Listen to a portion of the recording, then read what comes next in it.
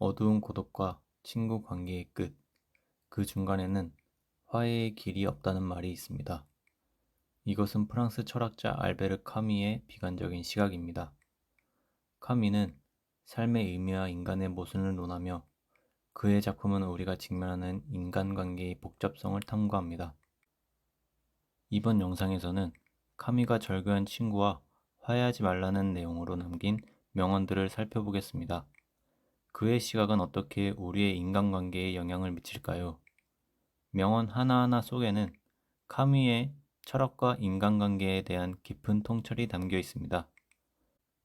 이 명언들을 통해 우리는 어떻게 친구와의 관계를 바라봐야 할지 생각해 볼 수 있을 것입니다.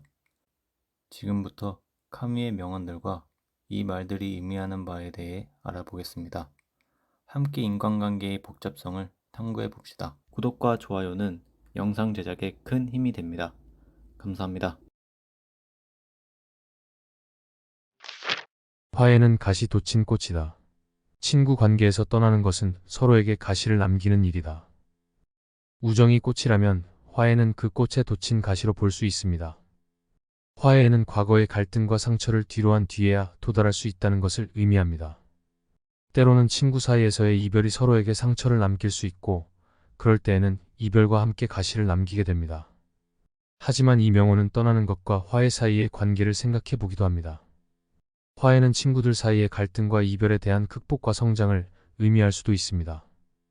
때로는 이별을 통해 서로에 대한 이해와 성숙함을 얻을 수 있으며 그 과정에서 화해와 함께 성장할 수 있습니다. 따라서 이 명언은 사람들에게 우정과 친구 관계의 복잡성을 생각해보고 갈등과 이별을 통해 얻는 화해와 성장의 중요성에 대해 진지하게 고민해보라는 메시지를 전달합니다. 절교한 친구와 화해하지 말라. 그들은 과거의 재앙을 기억시켜주는 그림자일 뿐이다. 이 명언은 친구와의 절교에 대해 비관적인 시각을 표현하고 있습니다. 친구와의 이별이 자신과 상대방에게 상처를 주고 과거의 아픈 경험과 재앙을 떠올리게 한다는 것을 강조하고 있습니다. 절교한 친구는 그림자처럼 과거의 재앙을 상기시키는 존재로 남게 됩니다. 그들과 화해한다면 그림자는 사라지지 않고 오히려 더욱 강조될 수 있습니다. 이로써 카미는 화해보다는 이별을 통해 과거의 상처를 뒤로한 채 새로운 출발을 하는 것이 중요하다는 메시지를 전달합니다. 이 명언은 사람들에게 친구와의 이별과 화해에 대한 깊은 고찰을 유발합니다. 왜 그들과 화해하지 않아야 하는지, 절교한 친구의 그림자가 어떻게 우리에게 영향을 미치는지 생각해 보게 됩니다. 이를 통해 우리는 과거의 재앙과 상처를 기억하면서도 새로운 성장과 행복을 찾아가야 한다는 생각을 할 수 있습니다. 고독은 절교한 친구와 화해하기 위해 지나치게 비싼 가격이다. 절교한 친구와 다시 화해하기 위해서는 고독을 경험하고 그 비싼 대가를 치러야 한다는 것을 암시하고 있습니다. 친구와의 이별은 고독함과 아픔을 초래할 수 있습니다.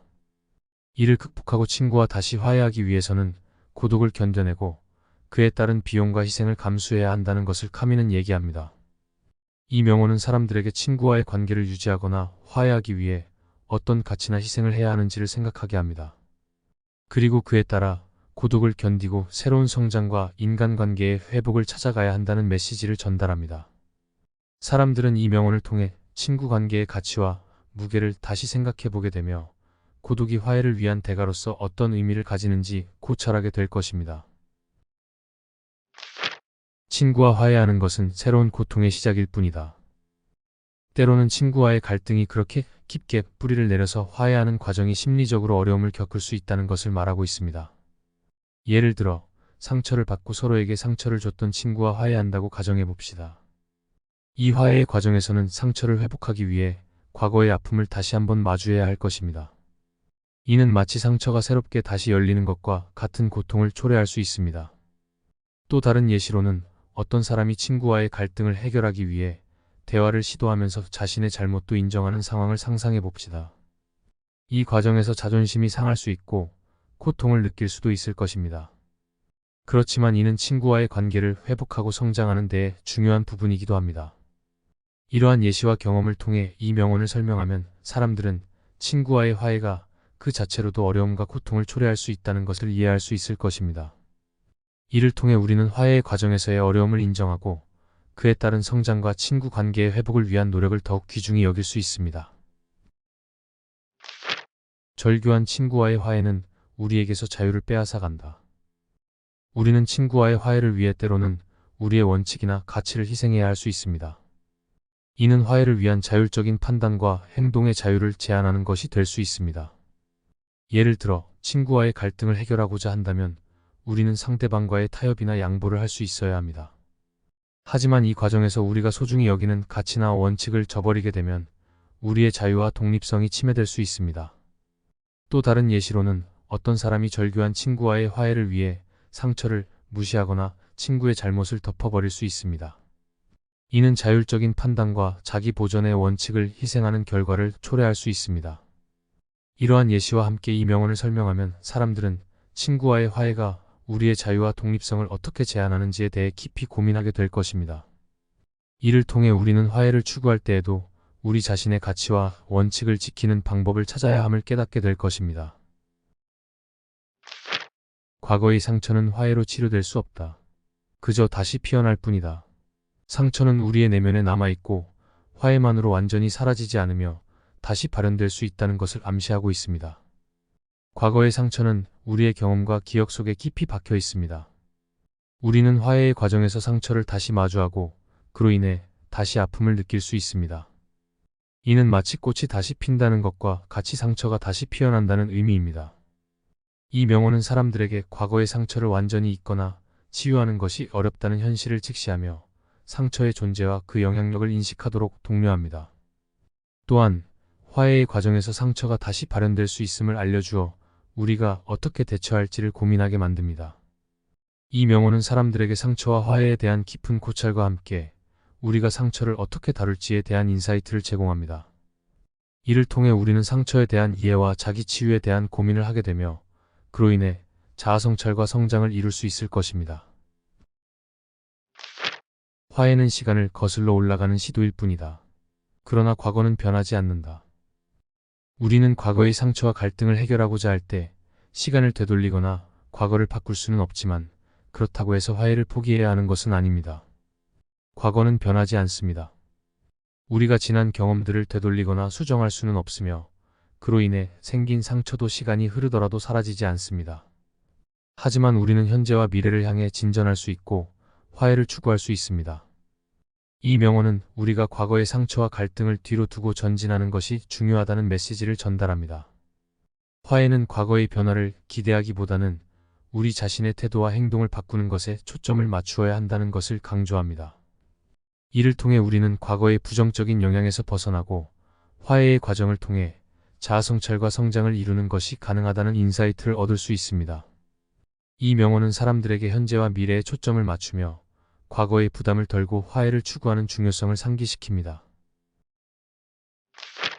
화해는 과거의 회상을 새로운 고통으로 바꾸는 행위일 뿐이다. 이 명언은 화해는 우리가 과거의 회상을 다시금 상기시켜 새로운 고통을 경험하게 만드는 행위라는 것을 말하고 있습니다. 화해의 과정에서 우리는 과거의 갈등이나 상처를 마주하게 되고 그로 인해 새로운 아픔과 고통을 경험하게 됩니다. 우리가 화해를 추구한다는 것은 과거의 회상을 다시금 떠올리고 그로 인해 다시 한번 아픔을 느끼는 것을 의미합니다. 이는 과거의 상처를 재활용하고 새로운 고통을 가져오는 일종의 자기고문과도 같습니다. 이 명언은 사람들에게 화해의 복잡한 본질을 직시하며 우리가 화해를 추구함으로써 어떻게 과거의 아픔을 다시 한번 경험하게 되는지에 대해 고찰하도록 유도합니다. 이를 통해 우리는 화해의 과정에서의 어려움과 고통에 대해 생각하고 그것을 극복하며 성장하는 방법을 모색할 수 있을 것입니다. 이 명언은 사람들에게 화해의 복잡성과 어려움을 인식시켜주며 우리가 화해를 통해 새로운 시작을 찾아나가는 동안 우리 자신을 돌아보고 강화시킬 수 있는 기회를 제공합니다. 절교한 친구와의 화해는 마음속의 상처를 깊게 간직하게 만든다. 화해를 위해 절교한 친구와 다시 연락하거나 관계를 회복하려고 할 때 우리는 그동안의 상처와 갈등을 다시 마주하게 되며 그로 인해 마음속의 상처가 다시 새록새록하게 되는 것을 의미합니다. 이 명언은 화해의 과정이 간단하고 쉽지 않음을 인식시켜줍니다. 우리가 절교한 친구와 화해를 추구한다는 것은 과거의 갈등과 상처를 마주하고 그로 인해 다시 아픔과 상처를 경험할 가능성이 있다는 것을 알려줍니다. 이를 통해 사람들은 화해의 중요성뿐만 아니라 화해를 위한 과정에서의 어려움과 갈등에 대해 현명하게 대처해야 한다는 인사이트를 얻을 수 있습니다. 또한 마음속의 상처를 깊게 간직하게 되는 이유에 대해 생각하고 그것을 어떻게 해결하고 치유할 수 있는지에 대한 고찰을 하게 될 것입니다. 이 명언은 사람들에게 화해의 과정에 대한 현실적인 관점을 제시하며 우리가 화해를 추구할 때 어떤 어려움을 마주하게 되는지를 인식하고 그것을 통해 자기 성장과 감정적인 치유를 이루어낼 수 있는 기회를 제공합니다. 화해는 단지 그리움과 아픔을 다시 일깨우는 행위에 불과하다. 우리는 모두 인간관계에서 갈등과 상처를 경험합니다.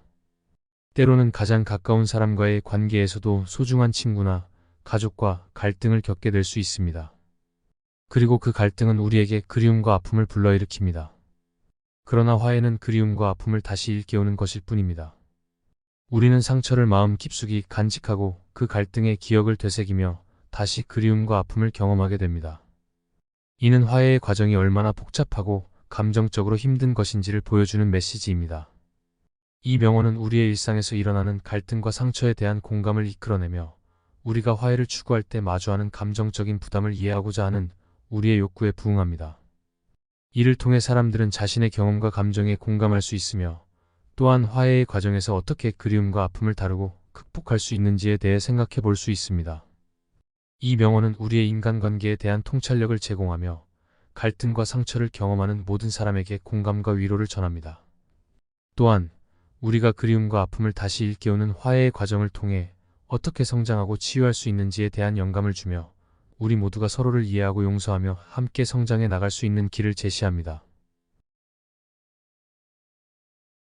구독과 좋아요는 영상 제작에 큰 힘이 됩니다. 감사합니다.